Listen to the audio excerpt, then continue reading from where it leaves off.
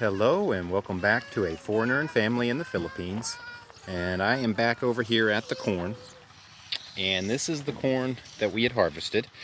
And it's been shelled, it's been laid out on tarps. And the tarps have just gotten opened up for the morning, and so they're drying. So the corn is drying, and then after 3 days of drying, you take it to the corn buyer and sell it. Or if you have pigs or some kind of other animals that you use it, you grind it up and use it for feed, then you can do that. And the guys are just spreading it out so it dries a little more evenly, and they'll go through and mix it up. You can actually hear a corn sheller in the distance. It's quite common. A lot of folks have planted corn here this year, and the price has gone down a little bit because of that. And there are the corn cobs that got spit out.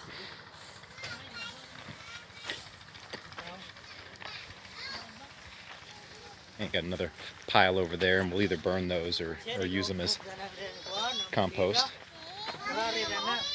And then this is the house over here, which we were working on. It started out as it was just going to be a little storage area for the corn, but we're actually going to make it a little bit nicer and have it as a place to live.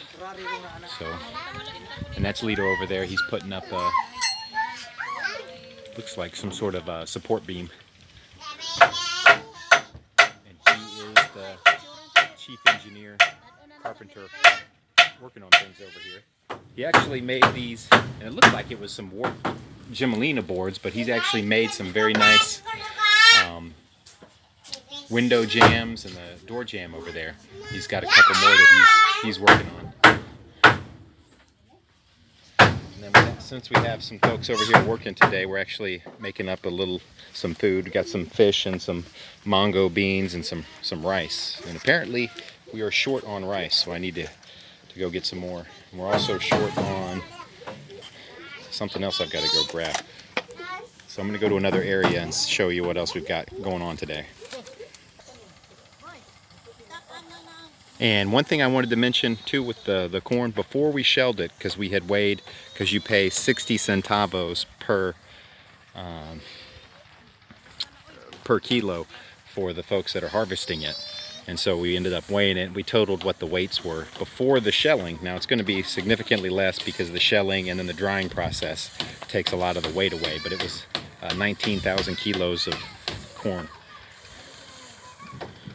And then I had also mentioned something else about the sheller, that process.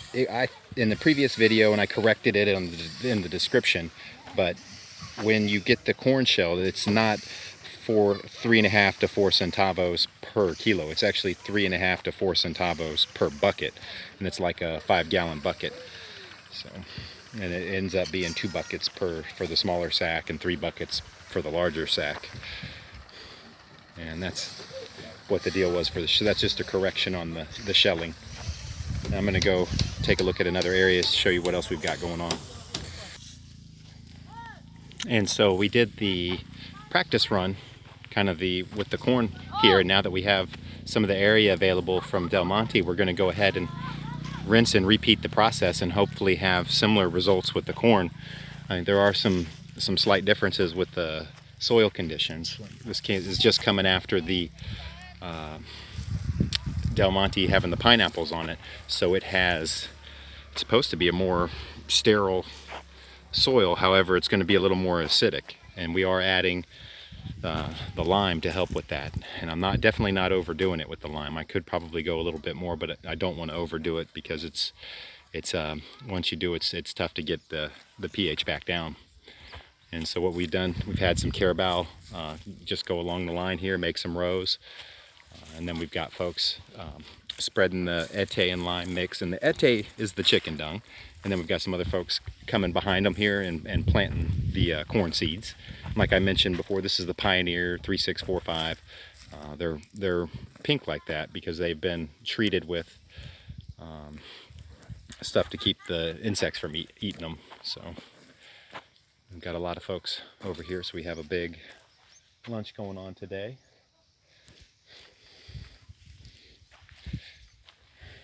And I'm going to go up to where we're actually mixing the atté and lime.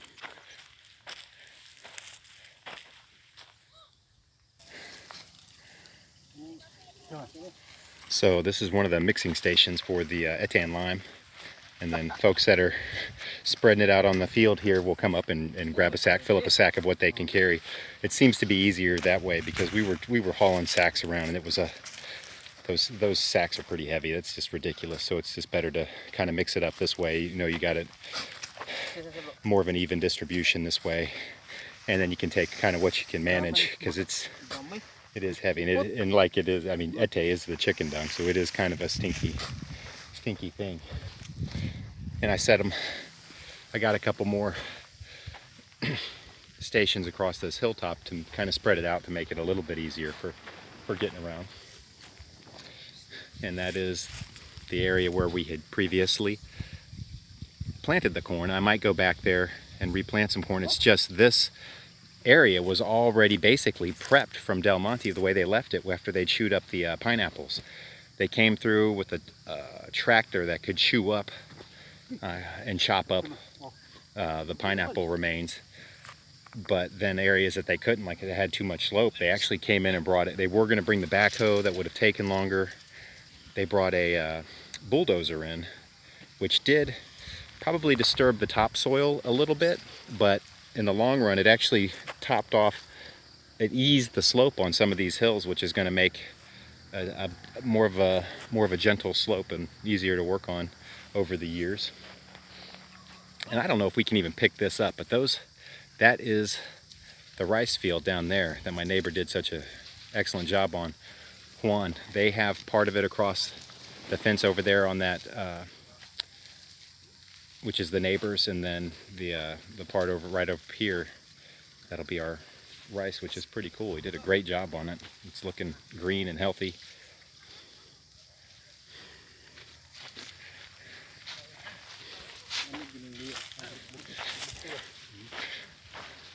And some folks over here, we got the carabao going through and just making rows.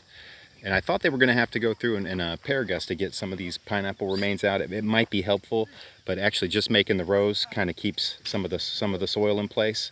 So it's less likely to have if we get some heavy rains, to have the seeds wash out. So that's actually a good thing. And I know I've shown this before. I just like, see, these carabao, man, are workhorses.